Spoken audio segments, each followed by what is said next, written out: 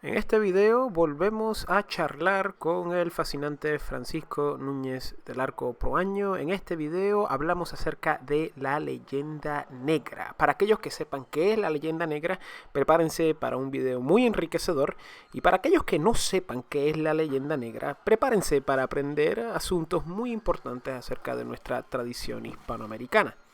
Sin más preámbulos, disfruten. Hola, hola, aquí Fernando Raúl con otra entrevista para Fernando Raúl Astrology. Hoy nuevamente nos visita el canal por tercera vez consecutiva, diablo, tercera vez. Uf, eso es un récord. Por tercera vez consecutiva tenemos aquí al historiador, pensador, intelectual hasta cierto punto, ¿vale? Podemos decirlo, el señor Francisco Núñez del Arco Proaño. ¿Todo bien, caballero? ¿Cómo se encuentra hoy? Todo muy bien, Fernando. Muchas gracias por la invitación. Para mí es un gusto estar aquí todas las semanas, si es posible. Y Continuamos. en esta, Ay, ay, y en disculpa, esta, disculpa. y en esta ocasión ya mejor prendí la laptop para que no se me esté resbalando el celular con el WhatsApp a cada rato como la vez anterior. Bueno, esos son problemas técnicos fácilmente superables, pero nuevamente continuamos nuestra serie de charlas tradicionalistas y eh, en esta charla vamos a estar hablando de la tal llamada leyenda negra, porque como nosotros somos hispanoamericanos, nosotros tenemos la idea de que nosotros pues salimos de una tradición hispánica, de una tradición española, de una tradición castellana hasta cierto punto, y que en algún momento, a finales del siglo XV, principios del XVI, llegaron unos españoles al Nuevo Mundo, a América, e inauguraron el comienzo de lo que nosotros conocemos hoy en día como lo es la América hispánica, que más tarde se convertiría en Hispanoamérica o Latinoamérica, como cualquier persona le quiera llamar, ¿verdad?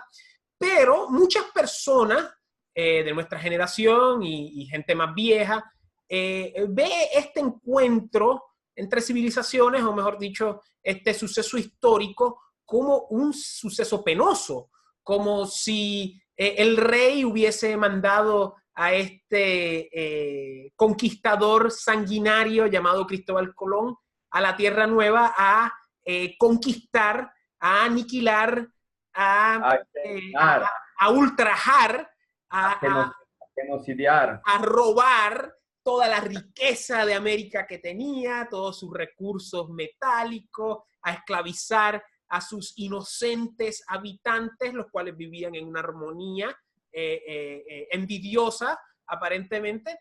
Tenemos esta idea de que los españoles fueron unos asesinos, que con su hierro, con sus caballos, fueron y esclavizaron a todo un continente en pro del capitalismo, en pro del hombre blanco europeo y en pro del cristianismo. Pero resulta ser que hay otro lado a esa moneda. Resulta ser que hay un relato que dice todo lo contrario.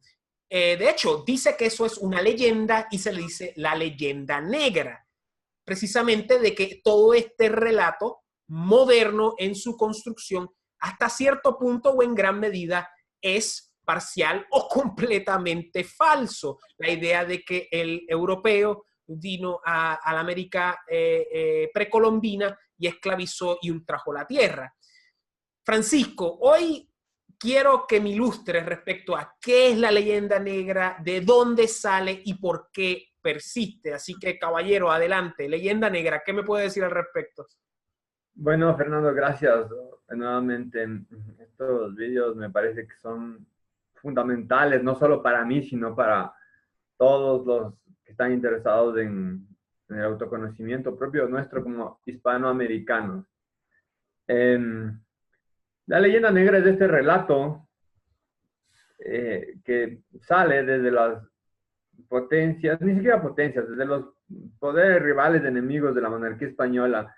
Específicamente en el siglo XVI comienza a través de Holanda y de Holanda, o sea, los Países Bajos o Flandes en el término histórico, era una provincia más de la monarquía española. Y bueno, ellos tenían todo este conflicto que duró más de un siglo y medio, para conseguir su independencia de la monarquía española. Y ellos fueron los pioneros, los holandeses, los flamencos fueron los pioneros en unión a muchos judíos de origen sefardí, de origen español, expulsados que se habían asentado en los Países Bajos, fueron los pioneros en empezar este relato, ¿no? Por un tema estratégico de propaganda. O sea, ya en el Renacimiento podemos considerar de que hay una conciencia clara de que la propaganda era un arma necesidad política, una necesidad geopolítica, de relaciones internacionales inclusive.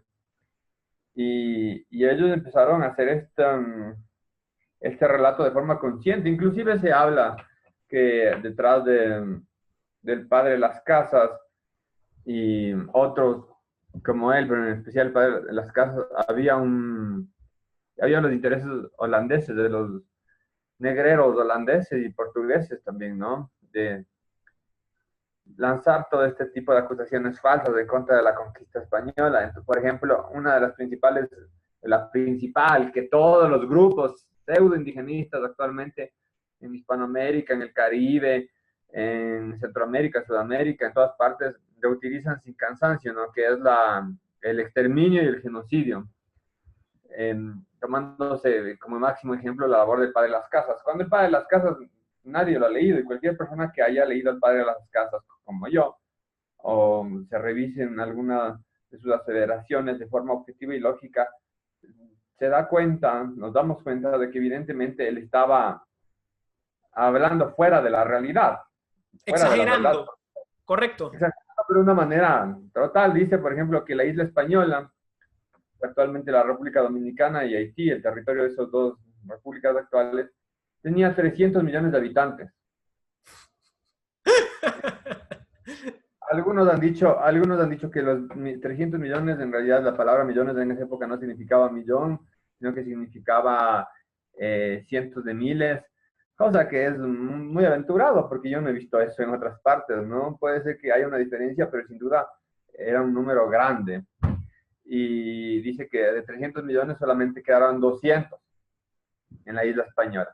Entonces, ya solo con ese tipo de cifras ya no se puede tomar en serio la obra del padre de Las Casas, a pesar de que en su momento fue tomado muy en serio hasta por la propia corona de Castilla, por los reyes, por los monarcas, en su intento de tener una política lo más justa y humana en sus territorios americanos. No nos olvidemos lo que habíamos hablado aquí anteriormente, que los reyes de Castilla tienen esta tradición de conocimiento, de sapiencia y de asesoramiento por parte de los conocedores de cada tema, ¿no? Nunca estuvieron queriendo hacer una política directamente desde su desconocimiento de algún tema específico, sino asesorándose y sabiendo bien los temas del caso. Por eso se pidieron a sacerdotes como el padre de Las Casas y otros que viajaran a América, vieran las cosas y dieran un dictamen desde el punto de vista teológico y desde el punto de vista humano de lo que estaba pasando en América. Y ya en la época de Las Casas hubo otros sacerdotes que la acusaron de ser lo que era, ¿no? O sea, un tergiversador, un exagerador y un agente al servicio de intereses ajenos a la monarquía española. Lo que hay que tener claro es que a esta gente les encanta utilizar la palabra genocidio. Y genocidio primero es un concepto moderno. Segundo, implica la voluntad y un proceso sistemático para exterminar a una población determinada, cosa que jamás existió en la monarquía española, en ninguna parte del planeta. Y no solo que no había la intención, no había la ideología para eso, y tampoco había los medios técnicos para realizar una tarea de ese tipo. Estamos hablando que el exterminio así sea no sé, de pocos cientos de personas, necesita una técnica, y América era un continente que, según las cifras más adecuadas y más serias, rondaba los 12 millones de habitantes en su total en el continente, con los dos focos principalmente poblados, según estudios científicos académicos, estudiando los suelos, las bases acuíferas, los remanentes de las poblaciones existentes, para hacer eso un promedio. Y el promedio científico más certero es alrededor de los 12 millones de habitantes en todo el continente, con estos grandes centros poblados en el altiplano mexicano y en el altiplano andino, que son actualmente el Ecuador, Perú y Bolivia, y que de eso no pasaba. Entonces ya con esas cifras también es imposible descartar, es imposible afirmar lo que afirman la gente que ya ni siquiera sé de dónde sacan las cifras, ¿no? Que hubo 90 millones de muertos. 90 millones de muertos, o sea, no había, creo que tanta población ni siquiera en Europa en ese momento. Bueno, pero el punto de esto es que este discurso, esta leyenda justamente, se lo utilizó como un arma política en contra del prestigio de la monarquía española. La única defensa que tenían en ese momento provincias que legítimamente estaban bajo el derecho de la corona de Castilla, como Flandes, y que querían rebelarse, u otros poderes como Inglaterra, que querían de alguna manera contrapesar todo el poder global que tenía la monarquía española en América, aunque inclusive holandeses e ingleses admiraban a la obra de Castilla, de España, y querían ser como ellos, y después por eso se lanzaron a la conquista de territorios, en fin. Pero era esta arma de uso político en contra de la monarquía española y de uso en las relaciones internacionales, que lamentablemente perduró porque el papel aguanta todo. Y eso con el tiempo se extendió esa fama al resto del continente europeo, porque a través de las imprentas se generaron libros, folletos y demás, con estos famosos grabados, por ejemplo, de Teodoro de Brie, donde se ven estas escenas de los españoles agarrando bebés y dándoles contra los troncos de los árboles o incinerando viva a la gente o cosas por el estilo, ¿no? Este relato continuado quizás sea la primera gran campaña de marketing de la época moderna. Antecede a todos los otros estilos de propaganda en las guerras internacionales que serán más comunes en el siglo XX, por ejemplo, en la Primera y en la Segunda Guerra Mundial, de lado y lado, y sobre todo del lado de los aliados en contra de las potencias centrales y después del eje, en lo que se van a gastar cientos de miles o millones de dólares en recursos para apoyar su propaganda, ¿no? Y justificar la agresión. En este caso ellos crearon eso para justificar sus pretensiones en contra de la monarquía española. En resumidas cuentas, la leyenda negra es de eso. Y nos cuentan toda esta serie de hechos, aparte que se van sumando a la mala interpretación de hechos históricos, de, por ejemplo, cómo funcionaba la economía de la monarquía española. Otro gran tema, pienso que los tres grandes temas de la leyenda negra es el genocidio o el exterminio, el saqueo del continente, la expoliación, y, y el otro, el despotismo. O sea, que acá vinieron a hacer lo que les dio la gana con los pobladores. Aparte que eso hablaría mal no solamente de la monarquía española, de Castilla y de los gobernantes, sino que hablaría mal de toda la gente del continente, porque, o sea, significa que no hubo nadie en capacidad de poner una resistencia a unos pocos cientos o miles de hombres en militares. No hay nada más lejano a la realidad.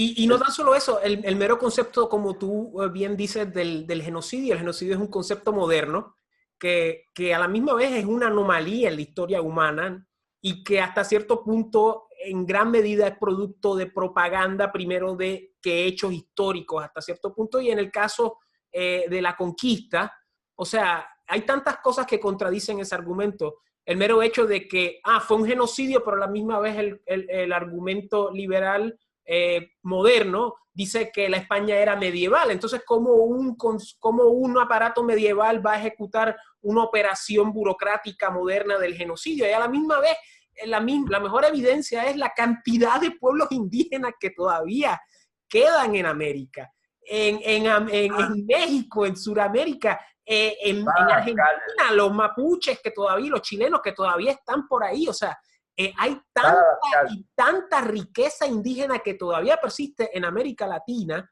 en América Hispánica, que es ridículo pensar que unos cuantos españoles con unos cuantos caballos y unos cuantos sables, o sea, no solamente conquistaron, sino que cometieron un genocidio. Es sencillamente iracundo pensar algo así una vez uno realmente se acerca al tema con una seriedad académica y una seriedad madura, ¿verdad?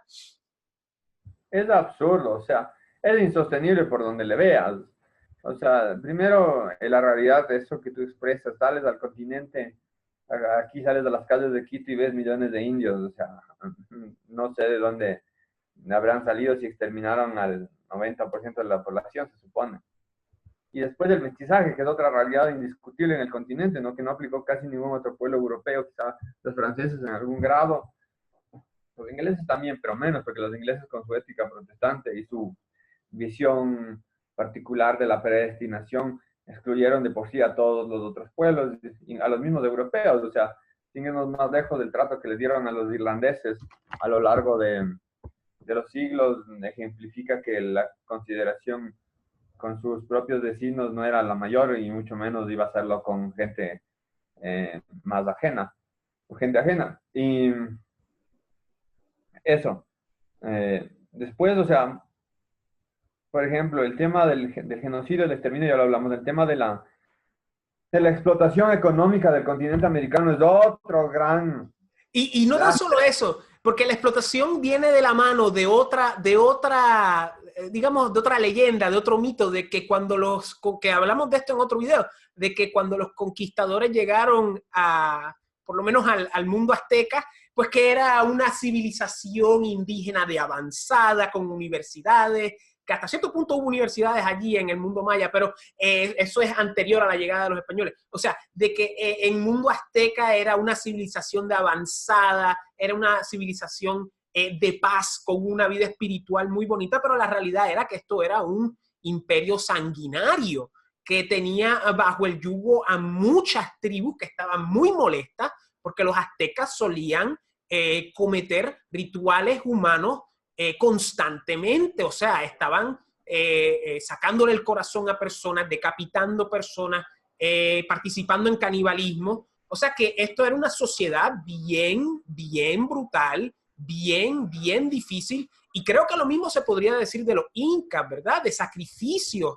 de niños, aún vivos, para honrar pues a elementales o a espíritus de la naturaleza por X o Y.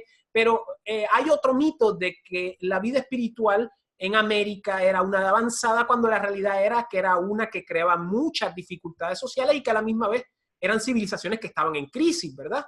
Los aztecas estaban en crisis, los incas estaban en una guerra civil, y ahí es que entra el español y toma el control del continente, o sea, en una situación de crisis, no en una situación de panacea, de cornucopia de cosas. Y ahí es que entra pues el momento histórico del español para hacer de la América una América hispánica.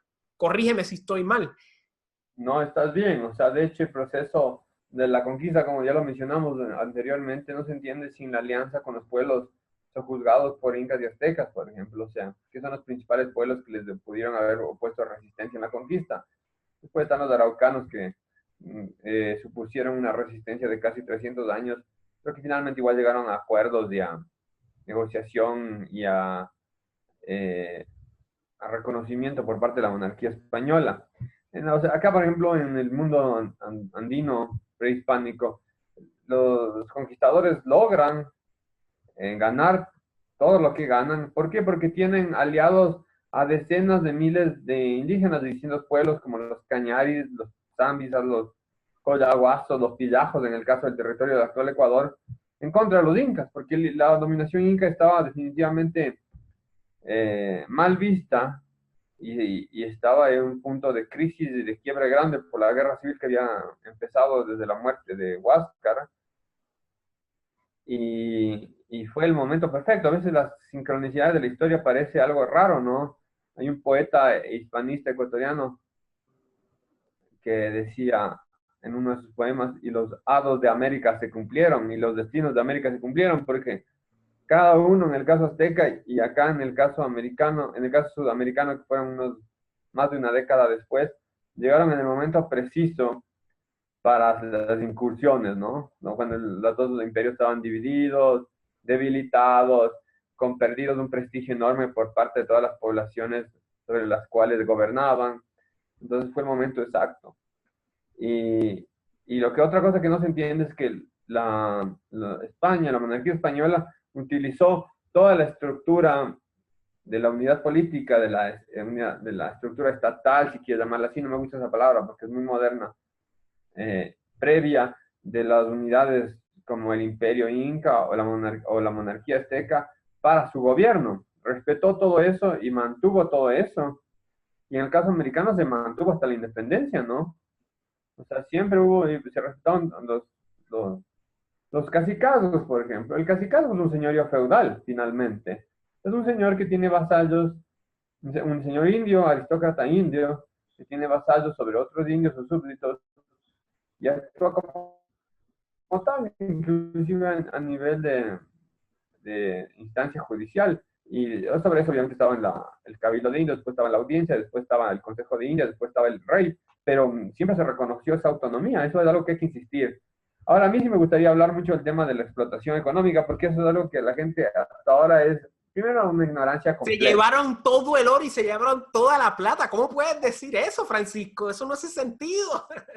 Se llevaron todo el oro y toda la plata, es absurdo. Hay estadísticas que comprueban que lo que el Perú saca hoy en día en un año, el Perú, solamente el Perú, no el Ecuador, ni Colombia, ni Venezuela, ni Bolivia, ni Chile, ni Argentina, ni México, no, solo el Perú, lo que produce en un año es toda la producción de los 3 siglos Wow. de extracción de plata y oro de todo el imperio español en América.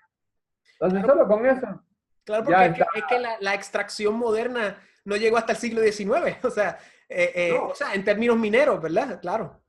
la extracción era artesanal y era con fines mercantilistas, ha dicho, pero en realidad también era con fines productivos, porque había toda esta industria y esta protoindustria en América, desde lo artístico hasta lo textil, pasando por ciertas manufacturas, los primeros modelos de economía capitalista o de capital, que no es algo necesariamente negativo, porque es otra cosa que la izquierda aborrece, todo, surgieron en América Española, justamente los primeros circuitos importantes en el Golfo de México, los circuitos en Sudamérica entre el sur de la actual Colombia hasta Chile, en fin.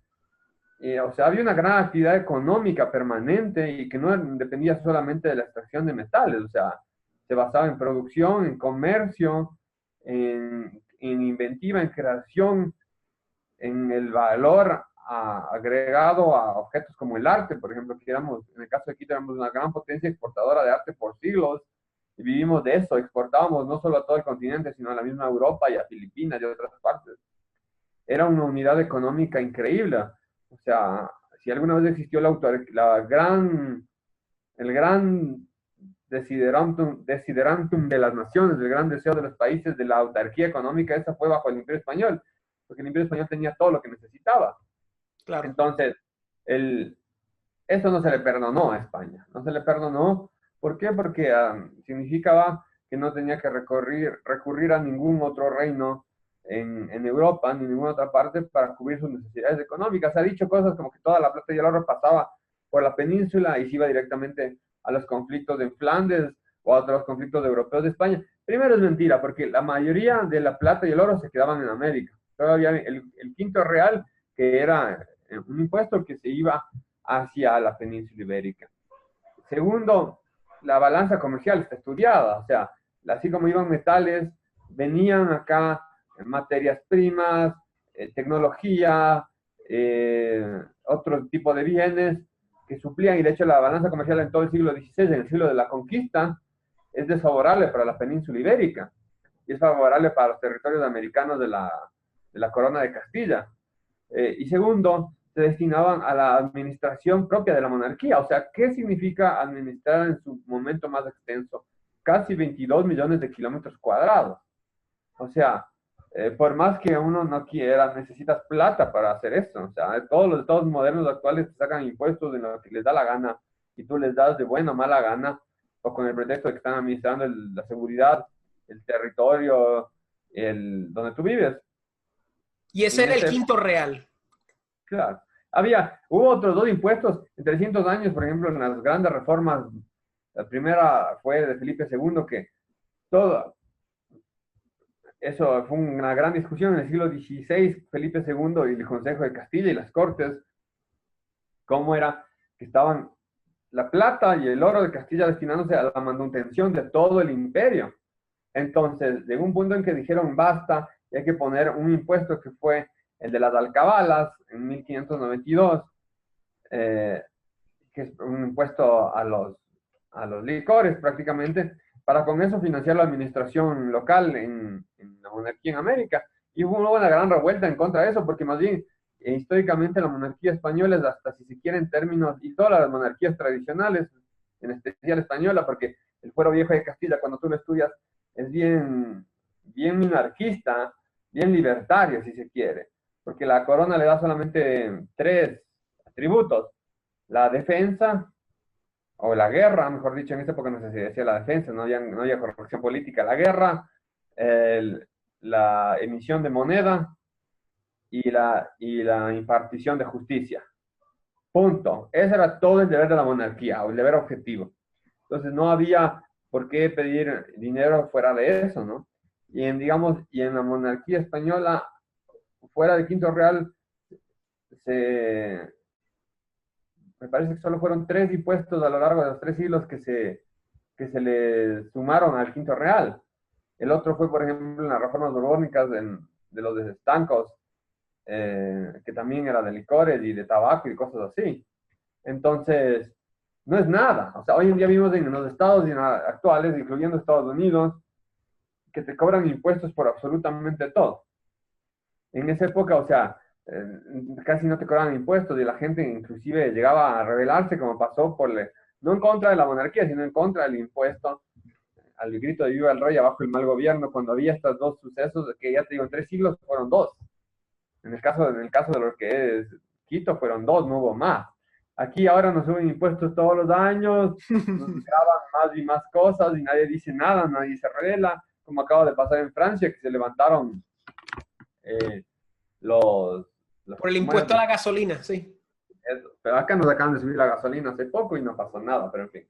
Y de dicho modo, durante la conquista, que yo sepa, y corrígeme si estoy mal, aunque yo creo que las Antillas puede ser una excepción a esto, no hubo hambruna, no hubo grandes procesos de pobreza, o sea, todo el mundo tenía lo que necesitaba hasta cierto punto, tampoco vamos a idealizarlo, pero no hubo una injusticia en relación a una explotación peninsular. O sea, nunca hubo una pobreza per se de las grandes ciudades americanas por la explotación económica de personas ajenas a la sociedad. Claro, en las Antillas hubo un proceso difícil una vez se conquistó México y Perú, porque todo el mundo se quería ir de las Antillas a los nuevos territorios porque había más oro y más riqueza y todo este sentido de exploración y de conquista, y tuvieron que restringir el movimiento. Por eso fue un proceso en el siglo XVI, nada más de las Antillas, aquí específicamente en Puerto Rico, pero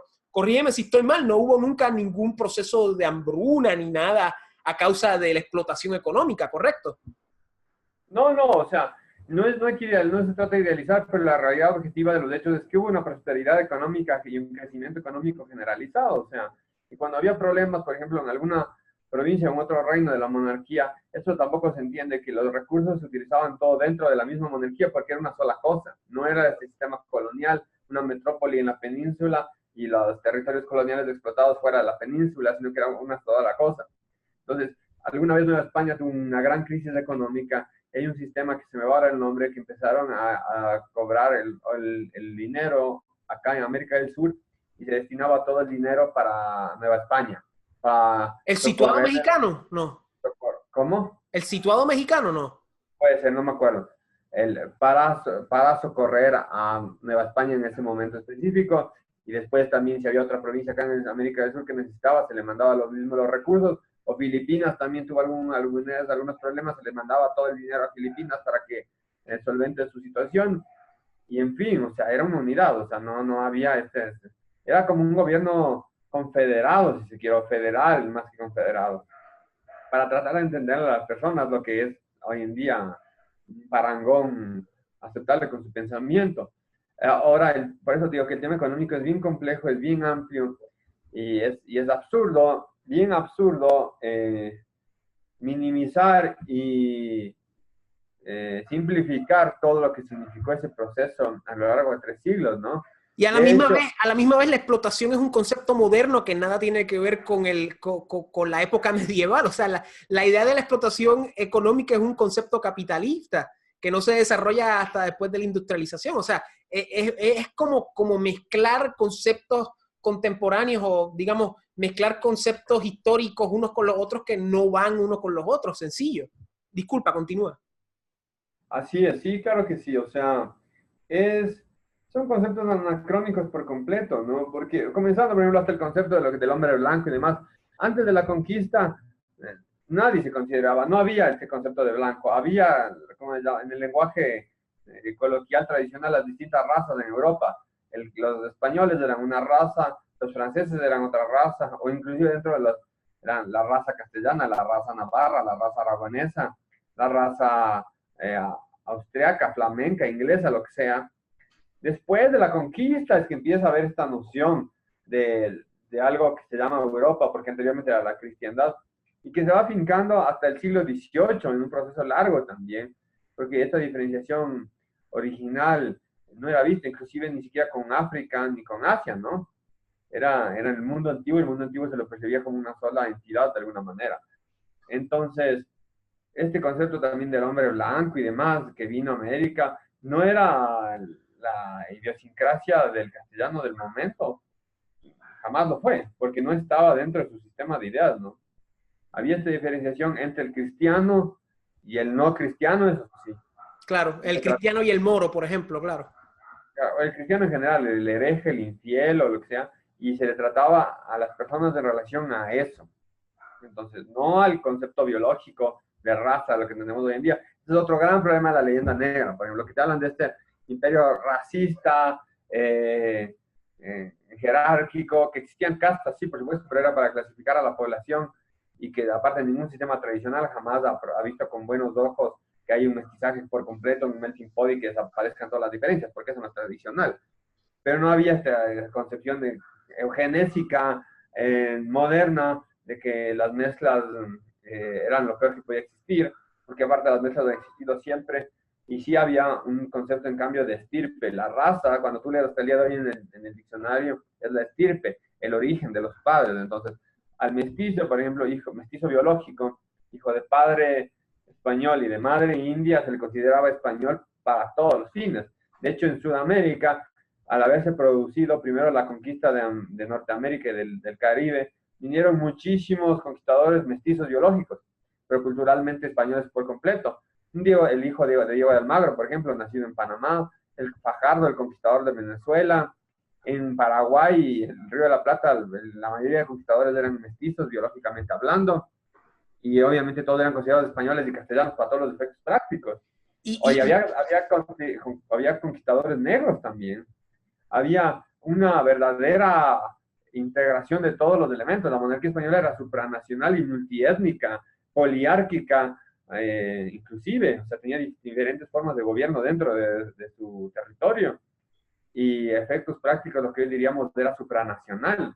Entonces, es alado de los pelos, jalado, como se dice en castellano viejo, alado de los pelos, el sacar todas estas conclusiones que no tienen ninguna base histórica real. Y en relación a esto también es importante el tema del exterminio, porque siempre se ha dado a entender que este concepto biologicista, que hasta ahora tanto algunos hispanistas como indigenistas lo utilizan, ¿no? Que es el tema biológico sobre el tema cultural, que no es así. O sea, en ese momento había una prioridad más que biológica, que no se descartaba lo biológico, pero no era lo principal, el tema cultural como hispano-cristiano, como hispano-católico, y eso era lo que importaba, y eso era lo que aglutinaba a los fieles y a los súbditos de la corona, y por eso finalmente cuando se lograba ya la conversión de las poblaciones indígenas, ellos ya se consideraban parte integrante de la comunidad de la monarquía.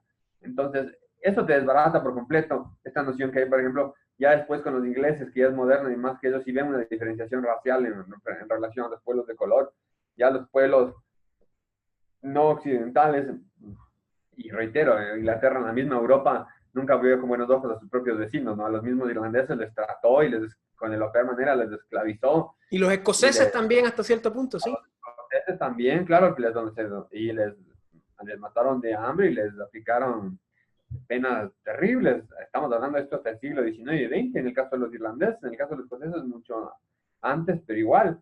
Y la consideración no fue mayor con los pueblos no europeos. A veces hay que repetir estas cosas como práctica pedagógica para que la gente acabe de entender lo que significaba eso. Y En otra cambio, cosa, solo ajá, me dejaste decir esto. En el caso español, tú ves cómo hay inclusive indios, que la palabra no es peyorativa, ¿sabes? Un sustantivo y un gentilicio aplicado históricamente, que llegan inclusive ya a sitios de gobierno y de relevancia a lo largo de los siglos, como finalmente en las cortes de Cádiz, donde hay representantes directos de los incas y de aztecas y demás, ¿no? Cosa que en ninguna representación de ningún imperio, de ninguna monarquía vas a ver eso. Eran a eso, sí eran de un imperialismo moderno y de una explotación colonial capitalista. Entonces, eso es muy importante considerar para entender el contexto real de lo que pasaba en América. y otra cosa que la leyenda negra obvia es el hecho de que muchas poblaciones indígenas aceptaron la fe católica y la aceptaron con brazos abiertos. O sea, aquí en Bueno, el Caribe, por ejemplo, algunos indígenas se convirtieron. Tenemos el caso de la Virgen de Guadalupe en México. O sea, la conversión al catolicismo fue masiva, no fue una cosa impuesta a la fuerza, fue una cosa que obviamente estaba en la sociedad, pero que los indígenas lo acapararon poco a poco y como tú dices, el mito del exterminio es ridículo, tú sabes, y el revisionismo histórico cada vez está reivindicando la realidad de esta conquista. Y el último punto que querías poner era el punto del despotismo, que también va de la mano de todas estas mentiras, ¿verdad? claro. El despotismo español en América Latina es probablemente lo más falso que existe porque, como hemos mencionado hasta ahora y como hemos mencionado en otras entrevistas, los organismos sociales que regían los cabildos, que regían las ciudades, estaban elaborados de una manera donde había participación activa de peninsulares, de criollos, de indígenas, de un montón de personas, de cualquier persona que quería meterse al edificio de gobierno. O sea que hasta cierto punto tenemos hasta un precedente democrático en el Imperio Español. No sé qué más quieras abundar al respecto a esto. Claro, o sea, primero, ya también lo hemos mencionado, me parece, pero sí es importante reiterarlo. Este concepto de la monarquía absoluta no existe, no ha existido jamás en ninguna época, y menos de la monarquía española, por muchas razones, por la misma historia que ya comentamos la otra vez largamente, que le impedía que hubiera este tipo de pensamiento y de prácticas hacia un gobierno de un control absoluto de las cosas, ¿no? Hay una serie de pesos y contrapesos y balanzas que hacía completamente inviable este absolutismo. Segundo, la realidad práctica de la época. O sea, un imperio que tuvo más de 22 millones de kilómetros cuadrados en cinco continentes, no iba a tener nunca un poder centralizado. Hasta el día de hoy, tener un absolutismo, un totalitarismo en un territorio tan extenso es inviable, porque tienes que tener un gran aparato burocrático y O armamentístico tecnológico, exacto. de control que era imposible que exista en ese momento. Y tercero, finalmente, eso también es denigrar a la conciencia de los habitantes de todos los reinos de la monarquía española, incluyendo a los indios, a los negros, a los criollos, a los mestizos, a todas las castas, que las vemos como una especie de seres que se dejaban manipular y maltratar por un poder sobre ellos por el simple hecho de que ellos les daba la gana de dejarse tratar así, ¿no? Y eso es otro insulto. Otro insulto porque es menospreciar la cultura clásica heredada a través de Grecia y Roma en la cristiandad de la Edad Media y todo lo que eso significó para la constitución de Occidente, donde si algo nos caracteriza a los pueblos occidentales es la búsqueda de la libertad. Y en algo, ya lo mencionamos y nos hablamos muy extensamente la vez anterior, Castilla se caracterizó por ser el reino donde mayor énfasis se puso en las instituciones de la libertad y de las libertades en plural igualmente. Entonces es falso por donde veas, es falso por donde veas. Y ha habido un discurso que la leyenda negra alimentó, que en el siglo XVIII eclosionó y que sirvió el pretexto para algunos pensadores pseudo nacionalistas hispanoamericanos para empezar el discurso preparando la independencia y que finalmente después también utilizaron los llamados libertadores, ¿no? Que la cosa es que es chistoso porque tú ves las proclamas de Bolívar y Bolívar habla de esto, de la opresión, de no sé qué, pero le pone a su nuevo país inventado Colombia en honor a Cristóbal Colón, porque dice que es la tierra nueva. Entonces uno no acaba de entender ese tipo de incoherencias, ¿no? Además, en el caso de los libertadores y toda la gente de la élite que participó en la independencia, era la más libre, la más rica, que más tenía poder político, económico, social, en todos los sentidos. Entonces, la que menos podía quejarse de opresión y de rezago y de expoliación eran ellos. En todo caso, ellos descendían de los expoliadores y de los poderosos que oprimían a los demás, y que en su momento también lo hacían. Bolívar era un gran hacendado con miles de esclavos en su poder, ¿no? Entonces, es un discurso, es una construcción ideológica, esa es la palabra que hay que utilizar. Una construcción ideológica que sirvió para el propósito político de promover las revueltas independentistas y después hacer los nuevos estados en base de nada, porque fue en base de nada. En base de nada, por eso fue que la gran mayoría del continente se levantó en armas en contra de la independencia. Y como el mismo Bolívar acepta en algunos de sus escritos y sus cartas, nos dio la independencia en contra de la voluntad del continente, ¿no? Claro. Y esas revueltas eran de indígenas mayormente, si no me equivoco. De indígenas, de negros inclusive. O sea, por ejemplo, en Venezuela, la tierra natal de Bolívar, los grandes realistas eran los llaneros zambos y mulatos, que se levantaron con Bobes, por ejemplo, y con otros más. Uno de los grandes resistentes a la independencia, como una especie de samurái, de esos japoneses que resistieron hasta los 60, 20 años después de que se acabó la guerra, siguen resistiendo en las selvas filipinas, fue Cisneros, en el llano venezolano, que no se rindió hasta casi 30 años después de que se acabó la independencia oficialmente, y que cuando se rindió fue traicionado igual por la República. Y en el sur de Sudamérica estaban los Pincheros, igual que estuvieron luchando en contra de las repúblicas hasta 20 años después de la independencia. Y aquí igual fueron 5 o 6 años en los Andes después, porque aquí era obviamente más centralizado todo. Entonces casos así abundan, y de hecho la independencia, como también mencionamos la otra vez, nunca fue aceptada del todo por la mayoría de los pobladores de América, y atávicamente eso queda hasta el día de hoy en la búsqueda del caudillo, ya no educacionalmente, pero atávicamente, la búsqueda del caudillo de ese padre perdido que es la monarquía, finalmente, es esta representación simbólica de la monarquía, y simbólica y psicológica. Claro. Entonces, toda esta leyenda negra se dio como excusa perfecta para plantear todo este proceso separatista absurdo de autodestrucción. Y cuando uno también piensa respecto a toda la misión pedagógica que hizo el reino, las universidades, o sea, la primera universidad en el Nuevo Mundo fue fundada por los españoles en Santo Domingo. O sea, tenemos universidades que tienen más de 400 años en el continente. También la misión de poner en fonemas, en letras, los lenguajes indígenas como el náhuatl, y publicar libros en náhuatl en México. O sea, los mismos españoles, gracias a ellos fue que sobreviven gran parte de las grandes lenguas indígenas. Y otra cosa también, o sea, también se le daban títulos nobiliarios a los indígenas y a diferentes personas del continente en el imperio. Y también hubo una vez, creo que una gran expedición de vacunación que se hizo por todo el imperio, una de las primeras grandes operaciones de vacunación en la historia de la humanidad. O sea que hasta cierto punto la leyenda negra, como hemos recalcado hasta el momento, sus bases son ilusorias, o sea, son básicamente propaganda. Propaganda. Y yo siempre digo, si en algo falló la monarquía universal española, fue en haber sido demasiado humana. Porque si no hubiera sido tan humana, nos hubieran abusado como se han abusado de su memoria histórica, de nuestra identidad y nuestro pasado. Porque es absurdo, o sea, más bien permitió demasiadas cosas que quizás no debió haber permitido. Y ahora vemos las consecuencias de eso. Y dos cosas antes de terminar muy importantes. Hay que recalcar que esto fue muy diferente al proyecto de conquista norteamericano por los ingleses.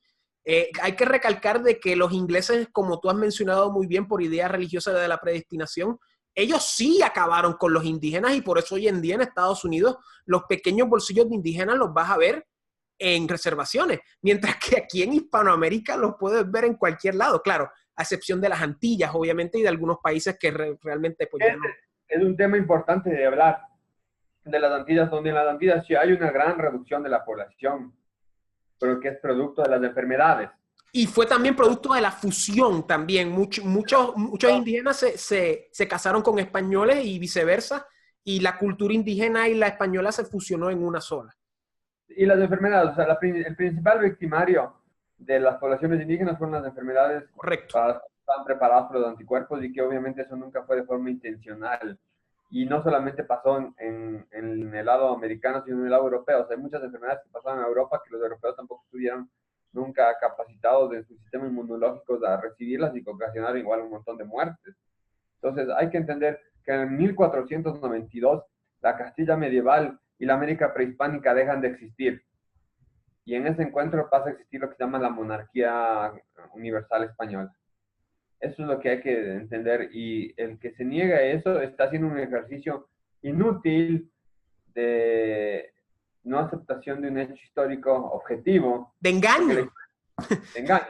La historia no es lo que tú quieras, no es lo que tú hubieras querido que sea. O sea, la historia es como sucedieron las cosas. Y el hecho actual es lo que vivimos. O sea, tienes un continente que tiene 22 países, que todos hablamos español, que tenemos una cultura española muy fuerte, a pesar de 2 siglos de deshispanización intencionada a través del sistema educativo, pero sigue habiendo la cultura española. O sea, tú entras aquí a una iglesia en un pueblo pequeño y te sientes que estás en una iglesia en Extremadura. Seguimos comiendo chanchos, seguimos teniendo fiestas del pueblo, bandas, fiestas de toros, ceviche, hornado, empanadas, tantas otras cosas, el sentido del honor que nos caracteriza a todos los hispanos, ese sentido exaltado del honor que tenemos muchas veces los hispanos, que queremos arreglarlo a través de juicios o de peleas, o, bueno, ya no hay duelos, pero o sea, a ti alguien te ofende y estás, o sea, ¿dónde dijo este? Vamos a ir a buscar para que en la cara, para arreglar las cosas, o sea, hasta en las novelas, en La Rosa de Guadalupe y en todo eso. Eso es la cultura hispana que sigue vigente hoy en día y que está en nuestro sustrato cultural fundamental como hispanos. Y eso es el desconocer eso, el desconocer su origen es lo que nos ocasiona graves traumas y problemas individuales y sociales. Es un tejido social descompuesto por esa razón, porque rechaza el origen. Y al rechazar el origen, te enfermas y no hay nada que hacer. Ahora, para dar paso a la siguiente parte, es importante también entender que ha habido gente que en cambio habla de una leyenda rosa que idealiza lo que significó la monarquía española en América y que también hay que tener claro cómo fue en la realidad histórica, porque yo no tengo ningún problema en asumir la historia como fue, pero hay gente que sí quiere en cambio ponerle una perspectiva anacrónica a la interpretación del pasado, que hubo métodos brutales, que hubo una conquista, porque con la conquista fue una conquista, claro, que hubo guerra en eso, que hubo excesos de lado y lado, y que hubo un montón de situaciones que se pueden reprochar desde nuestro punto de vista actual, ojo, no desde el punto de vista histórico, porque para pueblos guerreros de lado y lado del siglo XVI, tanto en Europa como en América, nadie les iba a reprochar las formas que actuaban porque vivían en un mundo de guerra. O sea, aquí en América había un estado de guerra permanente en la expansión de los imperios contra los otros pueblos. En la península ibérica y en Europa igual, en contra de los musulmanes, en contra de los mismos reinos europeos cristianos entre ellos, en contra de los turcos, en contra de vikingos, en contra, bueno, estos pueblos tradicionales han estado en guerra todo el tiempo. Entonces, que haya habido este enfrentamiento, esta conquista y los métodos propios de eso, que comparados a los métodos modernos como una guerra actual, nos parece inclusive humanitarios, diríamos hoy en día, pero no hay cómo negar esas cosas, no hay cómo negar, por ejemplo, que hubo un gran error producto de la codicia cuando se propició la muerte de Atahualpa, porque a Atahualpa no debió habérsele dado muerte, porque nadie estaba en la condición jurídica de juzgarle. Atahualpa era un soberano, y como soberano él no tenía quien juzgue, estaba sobre el fuero de todas las personas, o sea, ni siquiera, quizá el emperador, por ser emperador y ya en este caso emperador proclamado de todo el mundo conocido, podría haber tenido ese derecho. Por eso cuando se enteran en la península ibérica los reyes de la muerte de Atahualpa, que le cuenta de propia boca algún conquistador, se le reprende, ¿no? Dice, yo he mandado a América, los he mandado a América a que sirvan a esos reyes, no a que los maten. y, y después por eso se procuró reparar de alguna manera eso con las familias de ellos, reconociéndoles todo lo que había que reconocerles. Entonces hubo errores. Donde está el humano está el error. No vamos a decir que estos eran seres perfectos, que ese es el gran problema maniqueo de la interpretación de la historia, que también pasa en el caso indigenista demasiado. Nos ponen estos términos blanco y negro, bueno y malo, superior e inferior, ángel y demonio. Entonces no hay humanos, no hay españoles ni indios humanos, o sea, hay seres de fábula del un lado y del otro. Y eso no es así.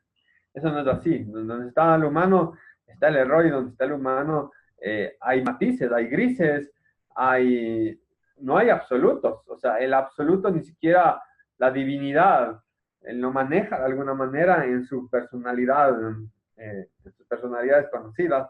Menos habría que hacerlo acá en el mundo manifestado el humano, ¿no? Entonces, el proceso de la conquista, del poblamiento de América es muy complejo para darle una calificación moral desde nuestra posición actual.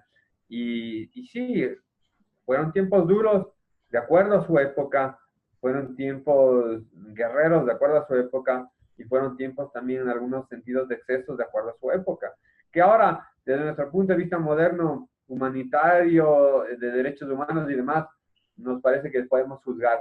Pero no estamos en condiciones de juzgar eso ni del un lado ni del otro, porque no es nuestro tiempo. Haríamos muy mal un ejercicio intelectual de deshonestidad intelectual al hacerlo. Y tampoco me parece que debamos avergonzarnos de hechos guerreros del pasado, porque los pueblos tradicionales, aquí estamos hablando entre gente que rescata la tradición, más bien siempre vio la guerra, incluyendo a los incas, incluyendo a los aztecas, incluyendo a los castellanos, incluyendo a todos los otros pueblos de América, solares, guerreros, como un juego sagrado, en donde se practicaba la más alta forma de vida que podría existir. Entonces no nos tendríamos que sentir ofendidos de descender de estos pueblos guerreros de lado y lado, sino más bien honrarnos de eso, ¿no?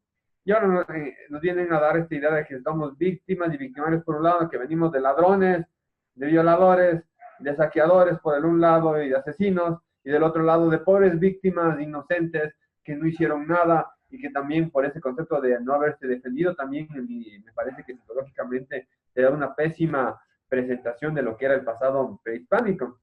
Y le quitas la valentía, le quitas el honor, le quitas la dignidad, y nada de eso fue verdad. Eso también es parte de la leyenda negra y rosa que hay que descartar por completo.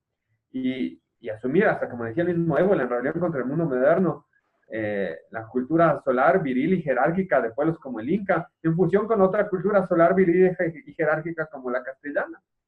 Y eso nos hace mucho más, nos enriquece y nos consolida como dignos herederos de pueblos tradicionales. Claro.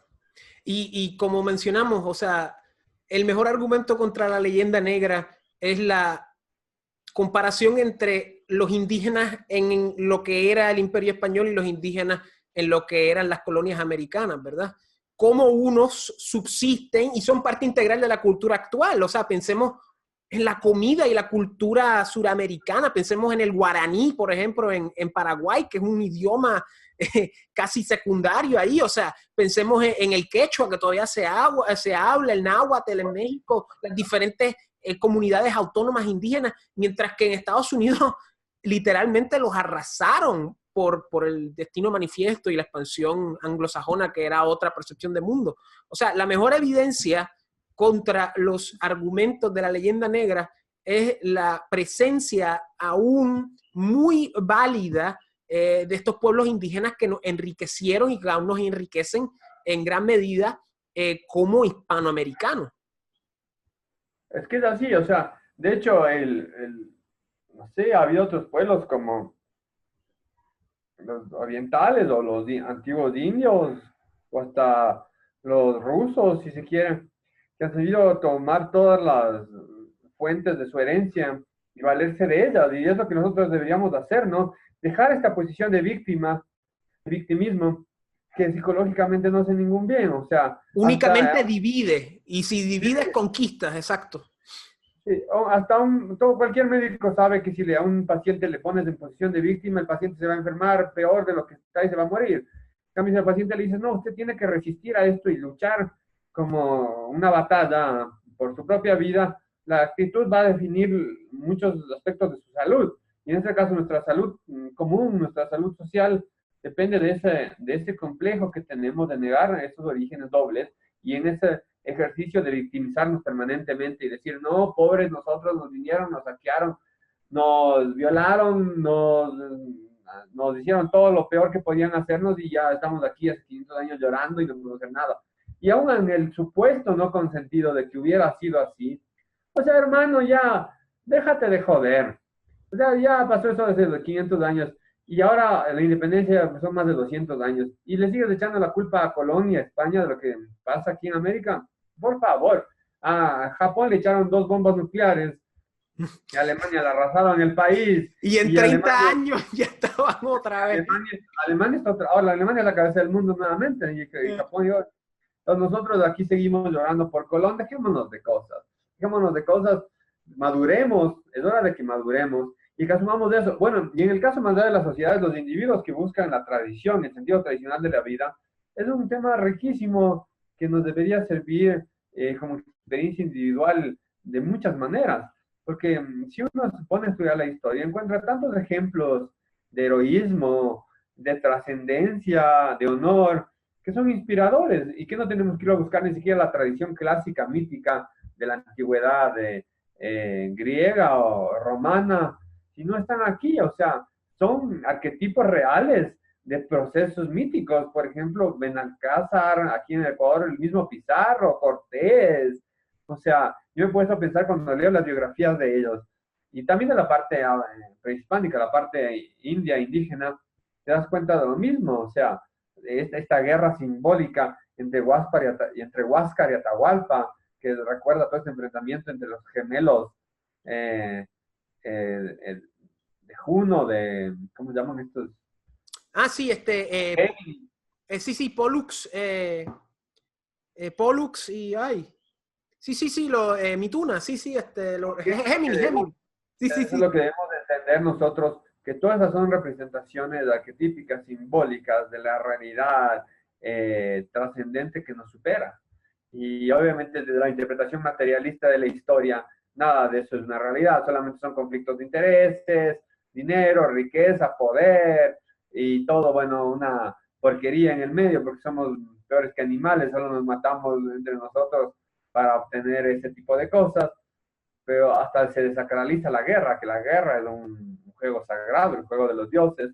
Entonces, aquí mismo en América podemos buscar y entender y encontrar tanto de ese pasado mítico, simbólico, arquetípico, fundamental para nosotros, que nos pueda dar una capacidad de religamiento justamente con la tradición, inclusive en la independencia. Hay casos de un heroísmo increíbles, particulares, únicos, o sea, en el ambiente de la tercera posición, por ejemplo, en América, siempre se ve con buenos ojos a lo que pasó en Alemania o lo que pasó en las guerras europeas en general.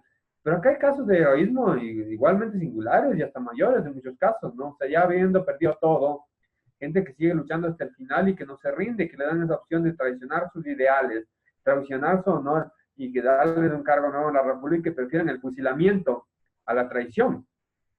Estos son grandes valores reales que tenemos en nuestra sangre, no es ni siquiera algo ajeno y que deberíamos saberlo utilizar. Qué fea la palabra utilizar, pero sí hay que utilizarlos. Claro. Hay que utilizarlos porque cuando seamos conscientes de todo eso, nuestra capacidad creadora como individuos y como comunidad va a ser mayor. Solo los pueblos que se apegan a sus mitos, a sus arquetipos, a su historia y a su identidad a través de ellos, son los que hacen las cosas trascendentes en el planeta, mayores, superiores, como quieras llamarla.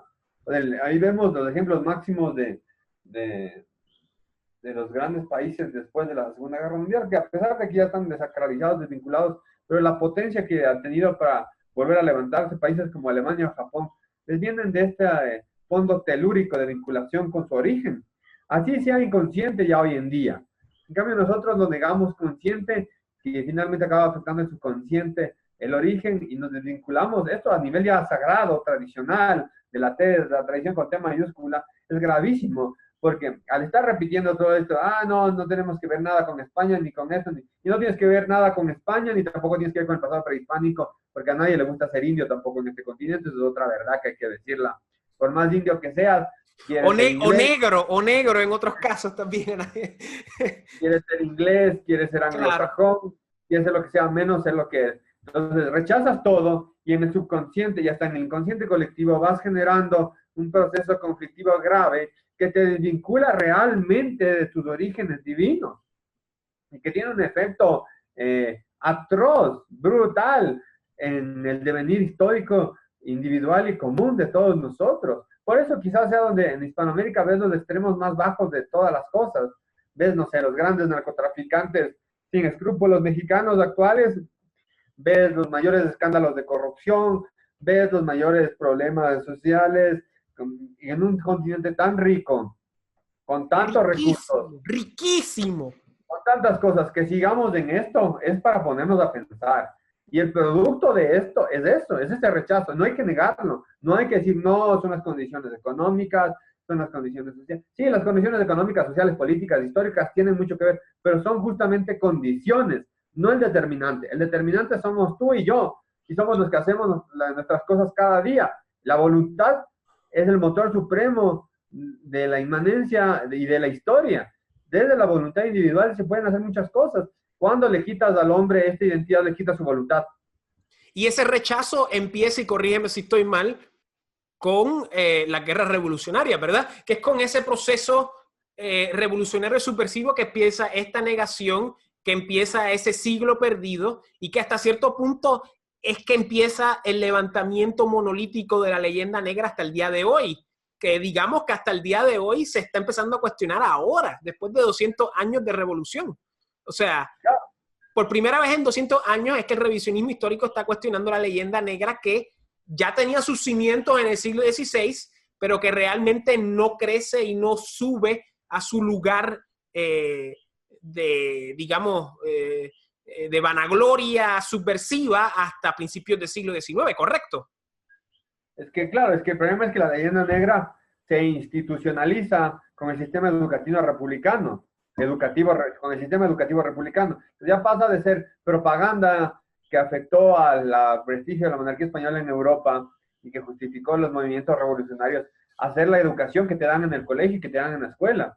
Claro. Entonces le institucionalizas y le implantas eso en la mentalidad de la gente y le cambias el cassette por completo, ¿no? Aquí hay textos fundamentales, textos escolares fundamentales como el Terruño y demás, que te meten toda esa leyenda negra como historia verdadera, y eso te dan en todas las escuelas y colegios, o te daban antes, ya tienes generaciones por completo que solo saben eso. ¿Por qué? Porque en nuestros países, a diferencia de lo que tiene Estados Unidos, que tiene Hollywood, que tienen una forma de reinventar su identidad permanentemente a través de la gran pantalla, del cine y de todo. Acá la única vinculación con el pasado es el estudio de la historia en las escuelas y en los colegios. Y en las escuelas y en los colegios nos dan eso. Porque no tenemos una gran meca del cine que nos hagan... Bueno, ahora están haciendo una miniserie de Simón Bolívar, que vimos el tráiler el otro día. ¡Excelente! Una desgracia, o sea, eso es la leyenda rosa de Bolívar, ¿no? De este héroe impoluto que luchó desinteresadamente porque quería liberarnos de mentiras. Y los españoles parecen nazis. Y aparte de una estupidez, hay que ver quién está haciendo esta producción, de dónde viene. Claro. El mundo anglosajón, eso hay que tener muy claro como hispanos. El mundo anglosajón sigue siendo un adversario importante del mundo hispano. Eso ellos lo tienen muy claro. Nosotros no lo tenemos así de claro, pero ellos sí lo tienen bien claro. Entonces, estas cosas son hechas intencionalmente. No solo eso, o sea, lo que ahora está pasando, esta reacción antihispana en Estados Unidos que hay actualmente, retirando la estatua de Colón en Los Ángeles. Cuando Colón no tuvo que ver nada con la conquista norteamericana, quizás un poco en Florida, pero y obviamente la parte de México antigua, pero realmente nada que ver con los indios, digamos, de Nueva Inglaterra, por ejemplo. Hay que entender que esta es una reacción antihispana en el fondo. ¿Por qué? Porque están viendo que justamente lo que tú decías, ahora hay un auge del revisionismo, un auge de la revisión histórica más que el revisionismo, de la leyenda negra, y hay muchísima gente del continente que no se cree estos cuentos, que están buscando, que hace 20 años no pasaba, pero ahora sí está pasando, y la gente joven, por ejemplo, hay muchísima gente joven que se está cuestionando, que está empezando a ver más allá, con esta herramienta poderosa y grande e importante que es el Internet, tienen acceso a información que antes no habían tenido acceso y que se cuestionan, que tienen un pensamiento crítico y que se están dando cuenta de nuestros orígenes históricos y de nuestros adversarios históricos, como los anglosajones y holandeses y demás, y sobre todo los anglosajones, porque el anglosajón a través de Estados Unidos y de Inglaterra siguen teniendo el poder actualmente en el mundo. Entonces, eso les va siempre a llamar la atención y les va a preocupar. ¿Por qué les va a preocupar? Porque si nosotros en algún momento en el futuro llegamos a hacer lo que tenemos que hacer y nos reunificamos y podemos a crear un gran estado, imperio, o como quieras llamar, hispanoamericano, seríamos la potencia y el país más importante del planeta, pero por mucho. Además que tiene una presión, el mismo Estados Unidos, como tú mencionaste la otra vez, tiene una presión demográfica hispana dentro del mismo país que ya es enorme. O sea, la toma de conciencia de esto en la mayoría de habitantes de Hispanoamérica va a ser un desafío al poder global actual en el planeta. Y eso es lo que no quieren que pase. Entonces tú te das cuenta como inclusive ahora desde Hollywood yo escuché que Spielberg va a preparar una película sobre la conquista del Perú. Entonces, imagínate, yo no me quiero imaginar lo que será esa película de la conquista del Perú hecha por Steven Spielberg, aunque ya sabemos más o menos. Y este tipo de series como la que tú mencionas de Bolívar y demás hechas por Netflix o por el History Channel o por quien sea, tienen su propósito, ¿no? Son hechas la gente no entiende que la comunicación y el entretenimiento no es algo casual, es algo causal. Es una máquina de propaganda también. La propaganda antigua de la leyenda negra y del prestigio que se daban esos mismos creadores de la leyenda negra eran los libros y los panfletos y los folletos. Hoy en día, que Hollywood es la Holanda antigua. Hollywood es una máquina de propaganda. Claro. Eso no lo vamos a negar. O sea, el mundo está americanizado en el concepto de América, Estados Unidos, por completo. O sea, tú vas a Irán, vas a Corea, a este mismo Corea del Norte, o sea, ¿cuáles son los referentes del Kim Jong-un? Un basquetbolista estadounidense. Vas a Tailandia, vas a Europa, y la gran cultura de la globalización es la cultura estadounidense. Vas a Madrid y tienes un McDonald's en medio de un barrio histórico y te sientas a comer y la gente te habla en términos de ingleses, anglosajones, y saben más de la historia de Estados Unidos porque vieron, no sé, Salvado al Soldado Ryan y La Lista de Schindler y no sé cuántas películas que la historia propia de España o no nuestra hispanoamericana, y te das cuenta que eso sigue siendo una máquina de propaganda. Claro. Creo que Francis Parker Jockey le decía a Hollywood el sífilis moral de Hollywood o algo así. Él decía, comparaba a Nueva York, a Washington y a Hollywood como unas enfermedades sexualmente transmitidas que a la misma vez afectaban a la cultura global. Pero por ejemplo, la cultura popular de todos los jóvenes hispanos en Puerto Rico debe ser más. Acá en Quito, mi generación, que ya yo no soy, yo tengo 33 años, o sea, no soy un muchacho. Pero somos jóvenes. Pero creo que soy millennial todavía, no entiendo bien. Somos senials, tú y yo somos senials, estamos entre esa frontera entre X y millennial, pero somos más millennial que X. Ajá. Bueno, pero yo tengo amigos míos por completo que son hispanistas, que son todo lo que quieras, pero saben más de la saga de Marvel o de DC Comics que de la historia nuestra. No DC, olvídate de DC, Marvel es el que... Marvel o la que sea, porque yo no conozco, o sea, yo soy fan de algún superhéroe. Oye, es genial, a mí me encanta Marvel, tiene que a mí me gusta X-Men y me gusta Batman. Y Batman tienes que estar al día, Bueno, entonces, saben más de eso que de nuestra propia historia, entonces dejémonos de joder, dejémonos de cosas. Tú le preguntas a él qué pasó en el capítulo no sé cuánto de no sé qué, y pucha, y te cuenta con lujo de detalle lo que pasó en la tira cómica y te sabe toda la historia y toda la cosa. Y le dices, bueno, ¿y qué pasó aquí en el siglo XVII en la construcción del camino a Malucho, a Esmeralda?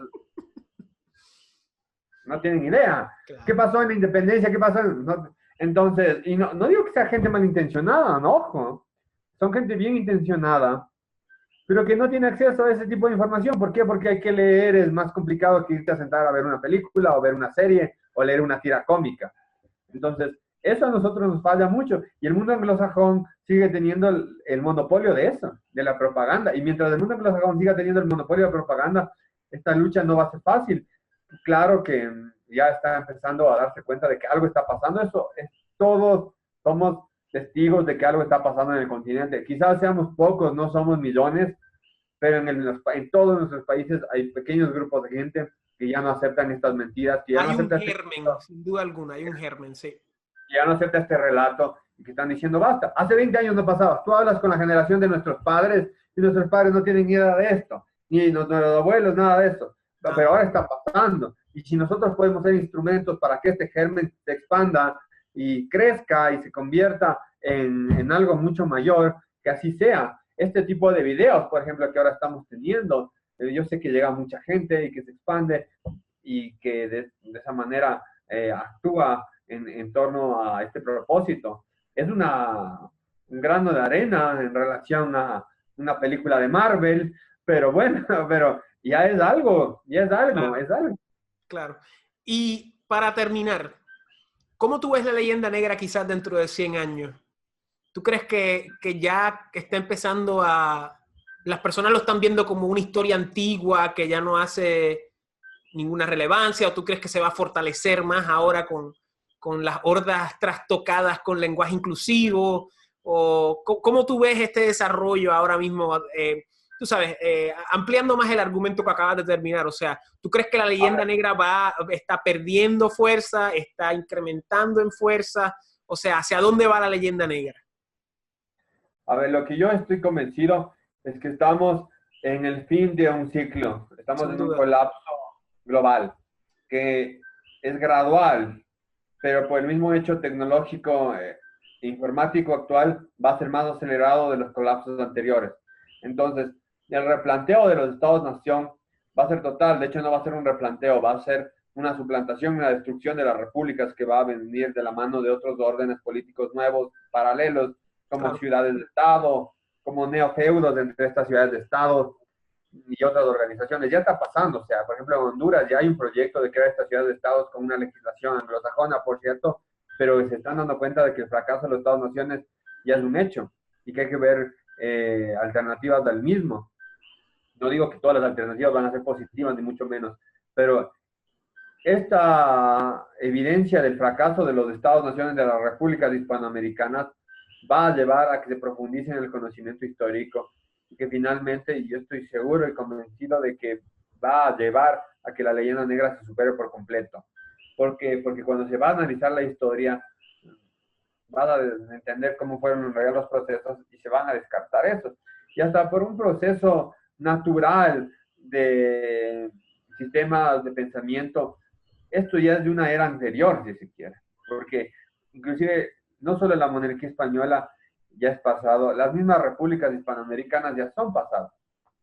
Ya son pasadas. Por ejemplo, en este mundo global, que el segundo idioma más hablado del planeta es el castellano, donde tenemos una comunidad de youtubers que congregan decenas de millones de personas, que antes la televisión te brindaba de alguna manera una conexión con otros países de la región, pero que el Internet lo hace mucho más. Entonces, que tú estás enterado ahora de lo que pasa en México, de lo que pasa en Puerto Rico, de lo que pasa en Argentina, de lo que pasa en Chile a través de YouTube, de esta gente, y que te interesas por lo que pasa y ellos se interesan por lo que pasa en los otros países.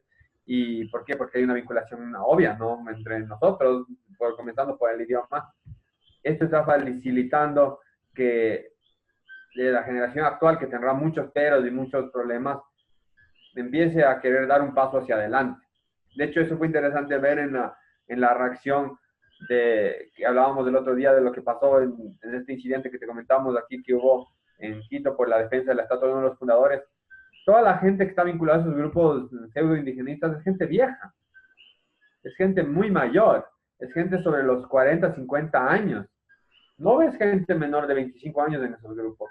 ¿Por qué? Porque están estos, gente menor de 25 años están vinculados al tema más progresista en otro sentido, pero que finalmente es una reacción también a la descomposición de nuestros países y que en muchos casos va a tener reacciones positivas, porque yo conozco mucha gente que está en estos ámbitos como reacción a lo que pasa en nuestros países y que después se ponen a investigar un poco más y se dan cuenta de algunas cosas y que acaban dándose cuenta del hispanismo, por ejemplo, o se acaban dando cuenta de la mentira de la democracia, o se acaban dando cuenta de las fallas inherentes a la república y a todo nuestro sistema histórico. Entonces, este tipo de procesos también tienen que ser sopesados en su debida manera y entender que de alguna manera sí son esperanzadores porque están dando el paso a que todo el viejo sistema de ideas se termine y se quiera adoptar uno nuevo.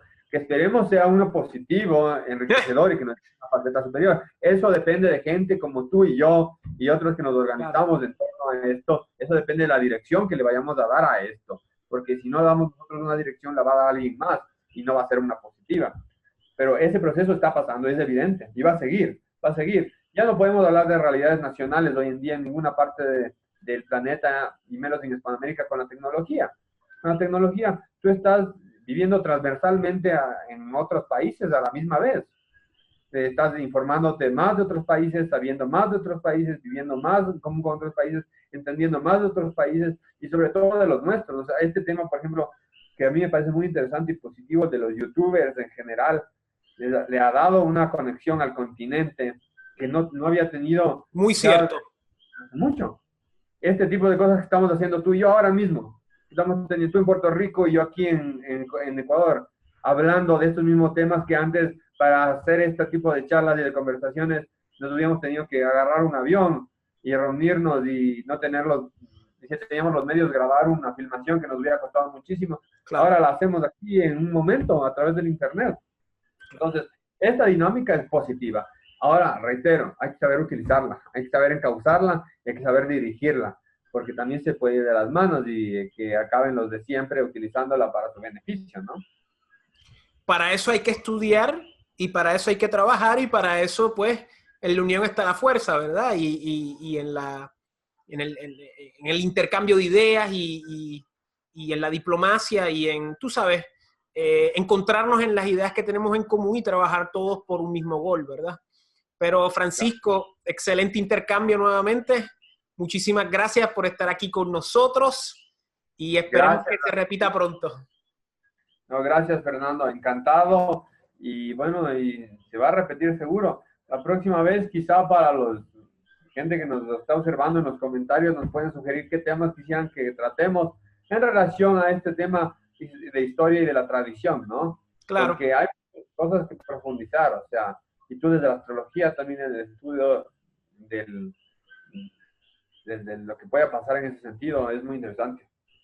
Claro. Quizá en la próxima charla, no sé, en las próximas charlas, no en la próxima, en las próximas podemos tratar, por ejemplo, ya las opciones a lo que se viene. Posibles caminos, claro, sí. Caminos, cosas así. Sí. De seguro, de verdad, yo estoy disfrutando mucho de esta charla y yo estoy seguro que muchas personas también. Y como tú dijiste, cualquier idea, cualquier comentario, aquí abajo lo puedes escribir en confianza y nosotros le metemos manos y lo traemos para el próximo, la próxima charla. Que la próxima charla va a ser la importancia del reggaetón en el mundo hispánico. Me parece que es muy interesante y positiva esta charla. Esa es la exportación cultural número 1 hispánica contemporánea y la exportación cultural número 1 puertorriqueña, lamentablemente para bien o para mal. Tú vas a las discotecas en Europa. No, en Europa. No, ok, ajá, continúa. En Europa todo el mundo te baila reggaetón también. Sí, yo te dije una vez, yo te hice una historia, es que yo estaba en Alemania y de repente viene un tipo y me dice, ¿tú eres de Puerto Rico? Y yo, sí, a mí me encanta Daddy Yankee y Don Omar. Y yo, ¿qué carajo es esto, cabrón? Estamos en el medio de tierra goda y este cabrón me está hablando de... nada, pero nada, eso fue un chiste, pero muchísimas gracias, Francisco, y nos vemos en la próxima. Cuídense. Gracias a ti, Fernando. Gracias.